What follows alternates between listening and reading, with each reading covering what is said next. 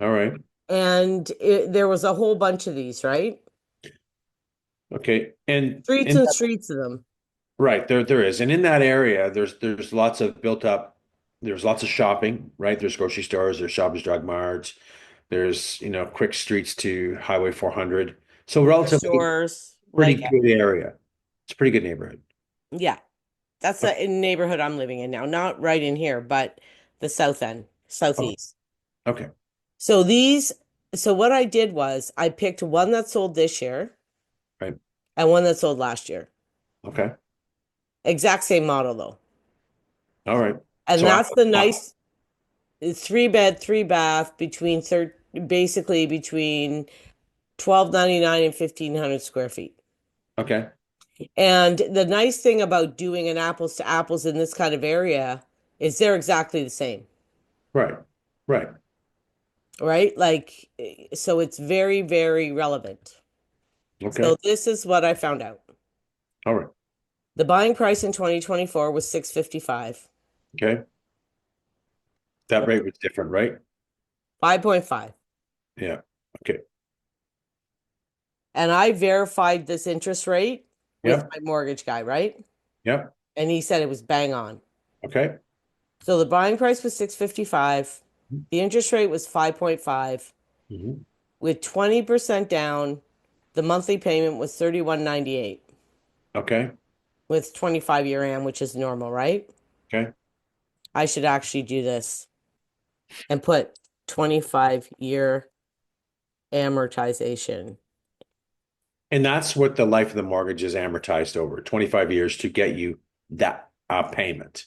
Right, That's standard uh, insured mortgage through Canadian Mortgage Housing Corp or a couple other insurers, et cetera. Okay. right.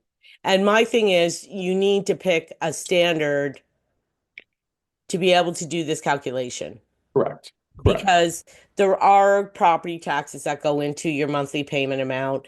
There Yep. are, when you first buy, there's land transfer taxes. That's a one-time fee.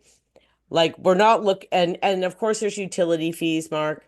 Like we're not looking at that right now. We're just trying to see what your mortgage payment would be because every township, the taxes are way different. Like I was telling you this morning, Innisfil's cheaper than Barrie. Mhm. Essa is cheaper than Innisfil and Barrie, and Mhm. Springwater's cheaper than everybody. Mhm. Like, so you can't really add that in here because it depends on where you're buying. The taxes can be very, very different. Yep. I got it. So in 2024, that's what this that unit sold for, and that what your payment would be. Okay. 2025, exact same unit, so for 625. You could put something, let's talk about that right there then. So just to recap, 2024, 2025, that price dropped 4.58%. Yes, and we're only at May. Right. So when we look at those numbers, we are seeing some reductions. We aren't, and it's always hard to tell because we don't see apples to apples every day, right? No. We sit there and analyze, what did that property sell for in the street? We'd just be filling out numbers for 20 hours a day. So it was interesting to do this video to show. So in this example, prices dropped, Yes. right? So And when you're doing resales that are 15, 20 years old, it's so much harder because each house has updates. Each house is yeah, is way different. yeah, Where right here, these are brand new, no one's ever lived in them, and they're yeah, all the same. pretty much. Yes. Yeah. Okay. There's Good. really no difference. So, and just a note, I looked up right now, there's a couple there listed at 600 and 589. Yeah.